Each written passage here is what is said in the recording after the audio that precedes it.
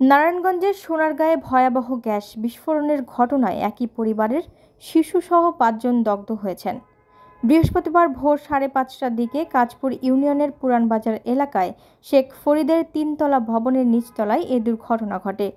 দগ্ধরা হলেন মানব চৌধুরী, তার স্ত্রী বাচা চৌধুরী এবং তাদের ৩ মেয়ে মুন্নি, তিন্নি ও মৌরি।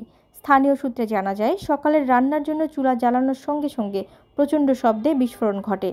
এতে মুহূর্তেই আগুন ছড়িয়ে পড়ে এবং পরিবারের সবাই দগ্ধ হন। তাদের চিৎকারে প্রতিবেশীরা দ্রুত এগিয়ে এসে আগুন নিয়ন্ত্রণে আনেন এবং আহতদের উদ্ধার করে জাতীয় বার্ন ও প্লাস্টিক সার্জারি ইনস্টিটিউটে ভর্তি করেন। বর্তমানে তারা সেখানে চিকিৎসাধীন রয়েছেন। বার্ন ইনস্টিটিউটের চিকিৎসকরা জানিয়েছেন, দগ্ধদের অবস্থা গুরুতর হওয়ায় নিবিড় পর্যবেক্ষণে রাখা হয়েছে। এদিকে ফায়ার সার্ভিসের উপপরিচালক আবদুল্লাহ আল আরিফিন জানান, সিলিন্ডারের লিকেজ থেকে জমে থাকা গ্যাসের কারণে এই বিস্ফোরণ ঘটে। তিনি আরও সতর্ক করেন, বাসায় গ্যাস সিলিন্ডারের ব্যবহারে অসাবধানতা বড় দুর্ঘটনা ডেকে আনতে পারে।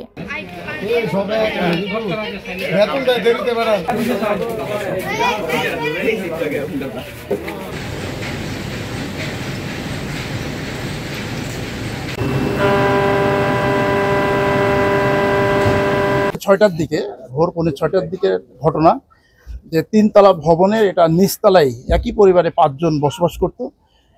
সেখানে যে রুমে বসবাস করত সেই রুমে গ্যাস সিলিন্ডার দিয়ে তারা রান্নাবান্না করত। রাত্রে তারা রান্নাবান্না করে যখন ঘুমিয়েছিল, ভোরে যখন চুলাটা ধরাতে গেছে সঙ্গে সঙ্গে তখন কিন্তু বিস্ফোরণ হয়ে ৫ জন দগ্ধ হয়েছে। আসলে ছোট রুম, তাদের যে চুলা আছে এখানে হয়তো রাইজার তারা কি বন্ধ করে নাই বা এটা কি লুজ ছিল, যে কোনোভাবেই গ্যাস সিলিন্ডার হতে গ্যাস নির্গত হয়ে রুমের ভিতরে একটা গ্যাসের চেম্বার সৃষ্টি হয়। যখনই এটা চুলা ধরাতে গেছে সঙ্গে সঙ্গে এটা বিস্ফোরণ ঘটছে এবং পাশাপাশি ৫ জন দগ্ধ হয়েছে।